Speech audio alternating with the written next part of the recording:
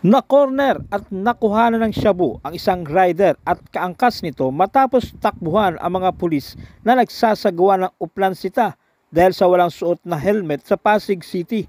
Kinilala ni Police Lieutenant Jason Lubendino, commanding officer ng Substation 2 ng Pasig City Police Station, ang naarestong suspect na sina alias Patrick at alias Prince, parehong 23 anyos at third year college student, residente ng Quezon City na kapwa naharap sa kasong disobedience of person in authority at paglabag sa RA 9165.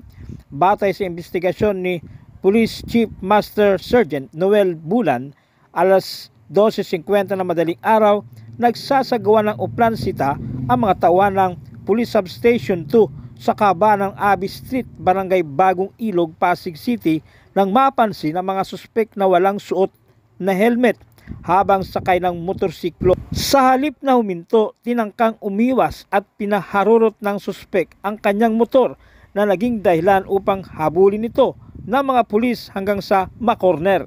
Nang hanapan ng lisensya at kaukulang papeles ng motorsiklo ay wala itong naipakita at ng kapkapan ay narecover ng mga pulis kina alias Patrick at alias Prince ang 12 plastic sachet na naglalaman ng hininalang shabu na may timbang humigit kumulang 24 grams at nagkakalaga ng mahigit 163,000 pesos.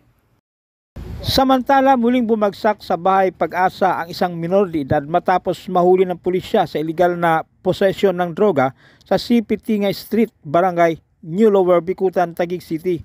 Sa ipinarating na ulat ng Mobile Patrol Unit ng Taguig City Police Station, ang suspek ay nakilalang sa alias na Ruel, residente sa Barangay South Signal, Taguig City.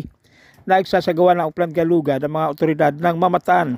Dakong alas 7:40 ng gabi ang suspek sa naturang lugar na resulta ng kanyang pagkahuli.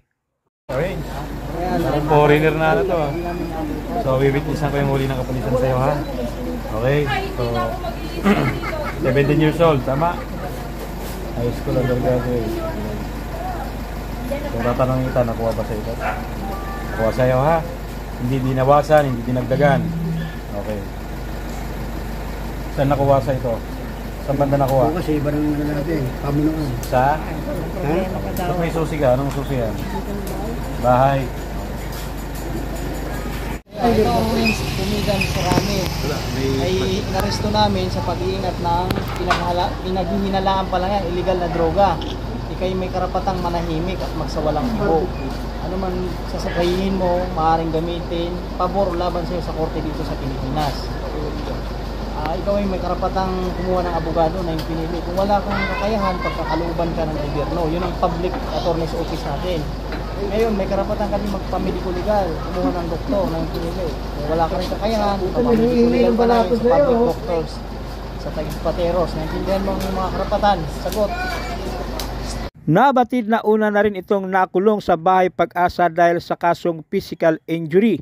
Bahay Pag-asa ang tawag sa mga reform centers na nilikha sa bisa ng Republic Act 9344 o ang Juvenile Justice and Welfare Act of 2006, kung saan nakatadana na 15 anyos ang minimum age para sa criminal responsibility ng mga minor de edad na nakakagawa ng krimen.